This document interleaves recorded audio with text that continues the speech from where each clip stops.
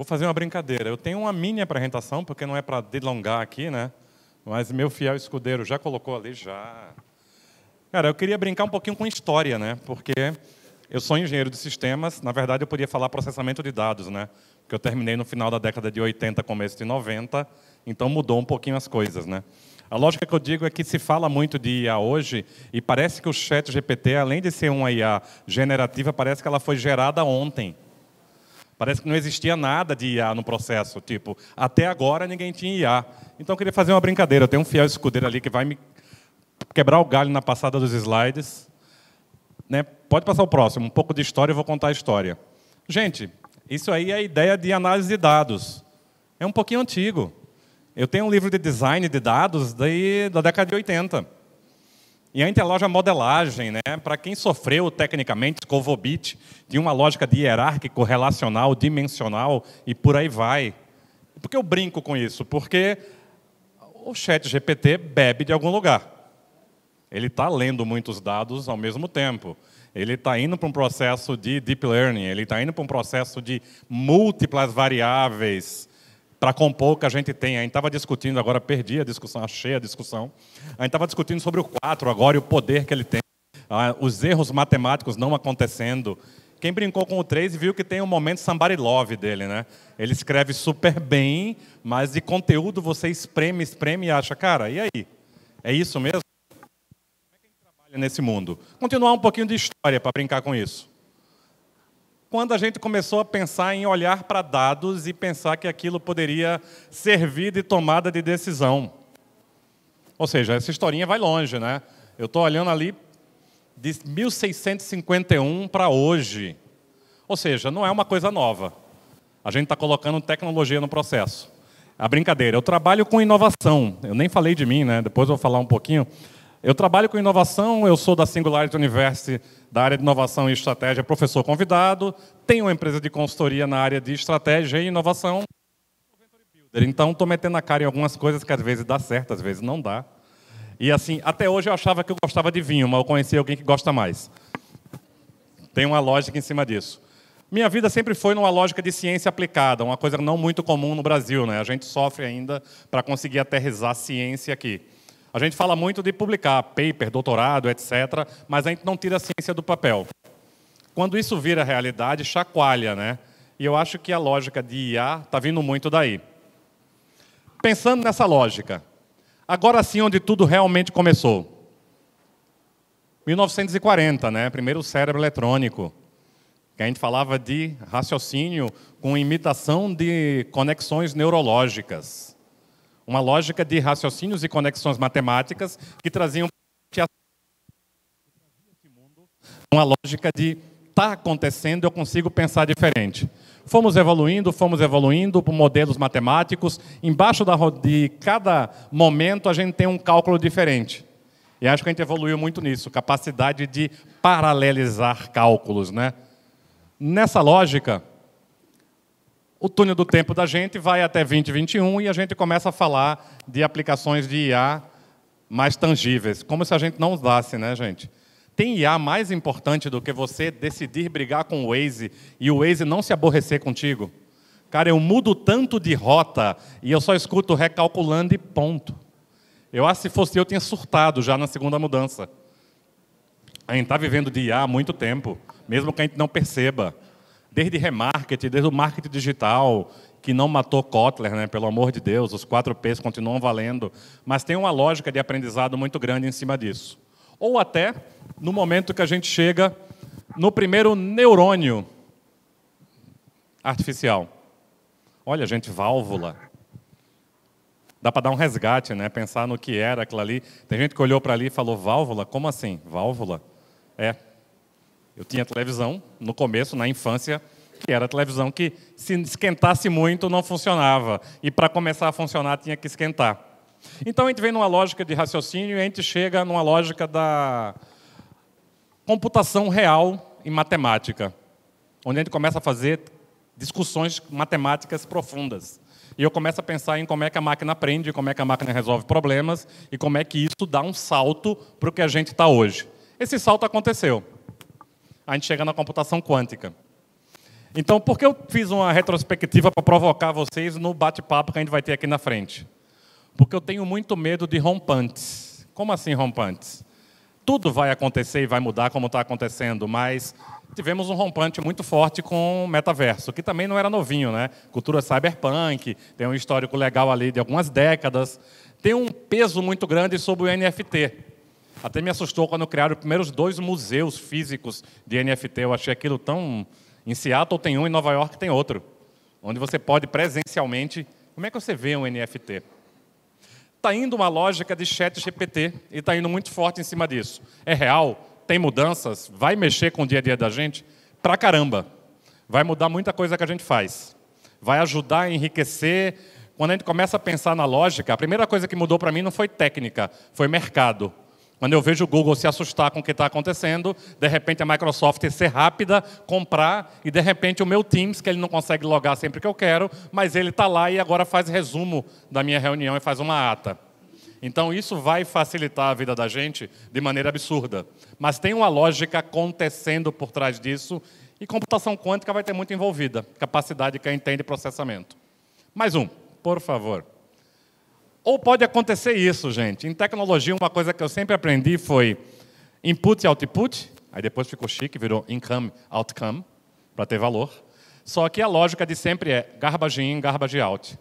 Se entrou tranqueira, vai sair tranqueira no outro lado. Então, um cuidado muito grande que a gente fala de IA generativa, é bacana que ela cria coisas inéditas. E isso é fundamental para ter realmente... A gente estava falando até de provas, né, avaliação, 95% de excelência em provas, textos que não conseguem... Ah, não é plágio porque não tem nenhum igual. Não, não vai ter. Ele realmente criou o texto. Mas e a capacidade de aprendizado nesse processo? Nessa lógica de eu pensar numa aplicabilidade real, e quem sabe se eu vou conseguir negociar com minha torradeira. De repente, ela percebe que eu não devo consumir mais carboidratos, e ela vai dizer, sinto muito, hoje eu não vou tostar o seu pão porque você engordou. Isso aí talvez aconteça antes de 2028, se a gente está falando de antecipações de poder e raciocínio similar ao nosso. Mas o que a gente vai ver muito forte é ela me oferecendo uma geleia. Voltam para mim. Opa, volta. Oferecendo uma geleia, porque ela vê que eu como aquele pão todo dia, ela percebeu que nas minhas compras não tem tudo o que eu quero nesse processo. E para isso acontecer e dar certo, 5G não vai resolver. Eu vou ter que ser um pouquinho mais rápido para ter IoE, né? Internet of Everything. Esse mundo está acontecendo numa velocidade gigante, agora pode ir para o outro. Eu acho que o risco muito maior é esse. Não é ser substituído por IA. É você caducar e não saber trabalhar com ela. E aí? Eu trabalhava com análise de crédito, modelos preditivos e redes neurais em 1994, onde a gente fazia score de crédito. E aí definia se o perfil do gerente administrativo pagava a conta melhor do que um gerente comercial. Ou seja, 94, 2023, né? Tem um tempinho aí que isso se usava de maneira comercial e funcionava como score. Nessa lógica, tem uma preocupação muito grande, que é o tamanho desse mercado. Gente, alguém falou da Loft aqui, falou 4 anos, né? Cara, essas empresas aí, quanto tempo tem? Tem empresa aí que não tem 1 ano. E vai crescer monstruosamente, tão exponencialmente, quanto a IA está crescendo. Tem uma lógica muito clara disso. Eu libero a apresentação para todo mundo, não tenho barreira zero, nenhum material meu. Tem uma lógica de tudo o que está acontecendo e ferramentas que a gente vê e escuta pop.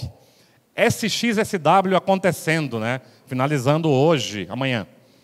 Entre aspas, tem uma continuidade lá que não é de tecnologia. MWeb fala de a mudança da internet, o que ela vai se tornar e etc. Cara, já mudou.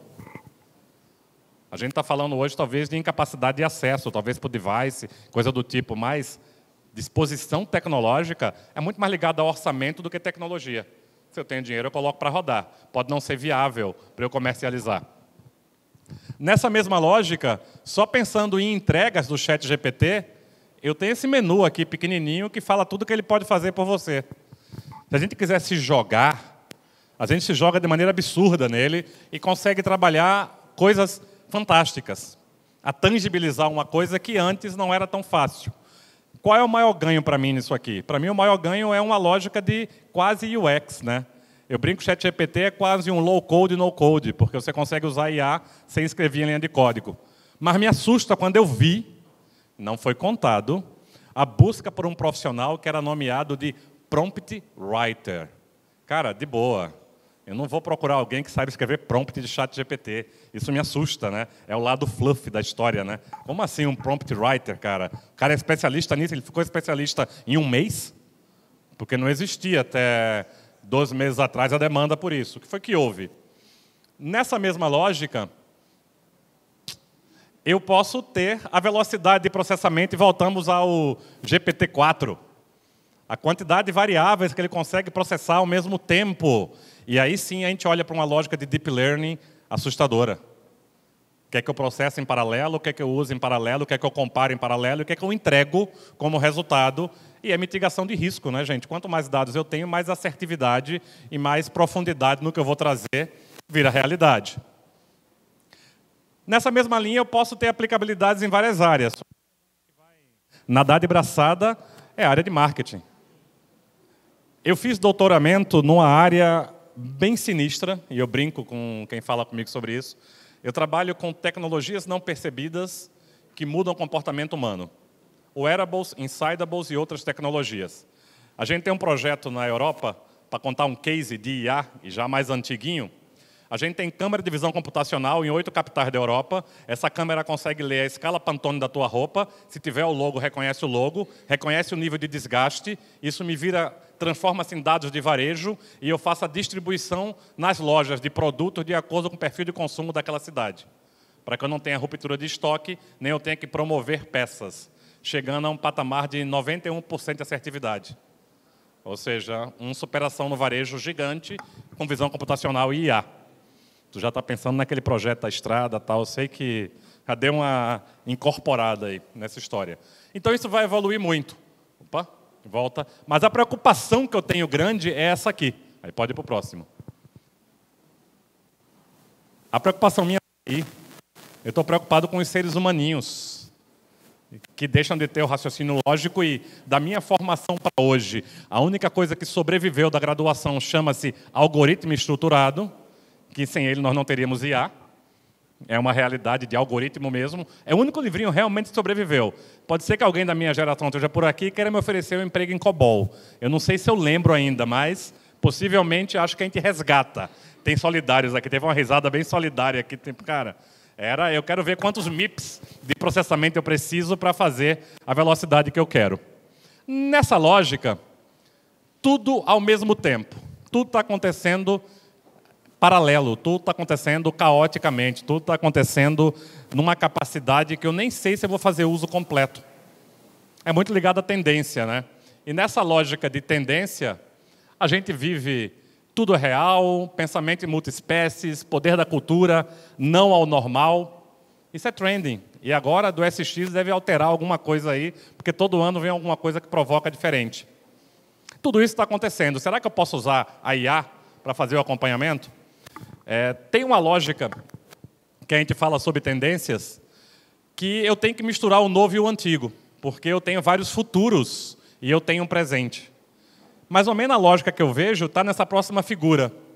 Não é mais ou menos assim, gente, que a gente vive hoje?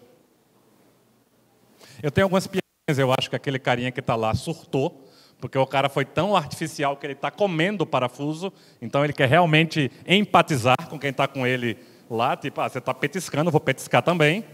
E aquele outro aqui que está em cima do guri, provavelmente tem alguma coisa a ver com Elon Musk e chip. Pronta para, vou encaixar aqui, e vem seu momento de aprendizado em cima disso. Nessa lógica, para onde é que a gente vai? Eu acho que a gente vai numa lógica de aprendizado enorme e, principalmente, tem um movimento físico aqui de... Ah, trocou? Opa, voltou? Não. Foi? Opa, foi. Pode passar mais um, por favor. Opa, volta um. Eu matei o que eu queria matar aqui. Nessa lógica, tem uma lógica de aprendizado constante. E eu acho que o que a gente quer provocar, e foi o que eu falei muito com o Marcos para estar aqui, é discutir aqui a aplicabilidade real. Gente, vamos fazer download dos sonhos e aterrissar em coisa tangível? Tudo que a gente vai falar de IA generativa, tudo que a gente fala de IA, tudo que a gente fala de aplicabilidade, a gente estava falando um pouco de startups no começo aqui, tem que ter ROI, né, gente? Inovação que não dá ROI é ideação. Ideação é fantástico, mas a conta tem que ser paga. E isso é muito crítico. Eu até brinquei, eu falei, eu participo muito de rodada de startup e eu faço o seguinte, a startup pede X milhares de reais e eu falo, cara, se você me abrir um Excel agora, mostrando cada centavo onde eu vou colocar, o dinheiro é teu. Eu fiz 7 vezes isso, eu não tive nenhum sucesso. Porque se pede sem saber para quê. Se pede porque aí é legal ter dinheiro para alavancar negócio. A gente está no momento de o Banco do Vale do Silício assustar, o Credit Suisse assustar a gente, né? Porque o SVB vai, né? Mas o Credit Suisse dá um frio na barriga. Suíça, cara, como assim? Ou seja, o que a gente tem que trazer hoje nesse bate-papo de IA, e eu acho que muito no mote do que vocês trouxeram do que é o clube, é aterrissar, é fazer uso real, é entender a hora de entrar nisso. Eu brinco muito com o conceito que eu chamo de propensão marginal a inovar. A gente falava muito de propensão marginal a poupar ou a consumir. Gera inflação ou gera recessão. A gente está desenhando modelos matemáticos que fala tal segmento tem que começar a inovar agora, porque ele não vai ter tempo de fazer isso com atraso. Isso pode significar quebradeira, falência. Tem uma lógica do ecossistema ser sustentável. Tem uma lógica da matemática disso ser garantida por blockchain e a gente ter certeza do que tem de informação. Nesse mote, eu acho que a IA vai ajudar assustadoramente, porque é modelo preditivo, né? A gente vai clusterizar muita coisa, validar, ver tendência ou não, entender outlier, trabalhar com o que for fora da casinha e ter resultado. Mas a provocação principal de hoje, no que a gente vai provocar no bate-papo, é aterrissar. Gente, como é que a gente usa IA? Como é que a gente não deixa de usar? Porque eu posso optar, às vezes, por não fazer uso, né? Será que cabe não fazer uso? Eu não consigo imaginar o Loft com o malabarismo que ele faz sem ter IA por trás. Para a velocidade que vai entregar. Eu não consigo imaginar... Tem alguém do Nubank aqui? Tem uma coisa assustadora no Nubank, para mim, positiva. O Nubank recebe, em média, 60 mil clientes novos por dia. Imagina a parte CS, se dá alguma coisa errada. Se um dia dá chabu, o que é que a gente faz? Se um dia sua tagzinha não lê, fim do mundo, né? Então, virou uma lógica de aceleração assustadora. Então, é em cima dessa exponencialidade que, a pedido do Marco, eu estou muito feliz de fazer essa abertura oficial desse bate-papo.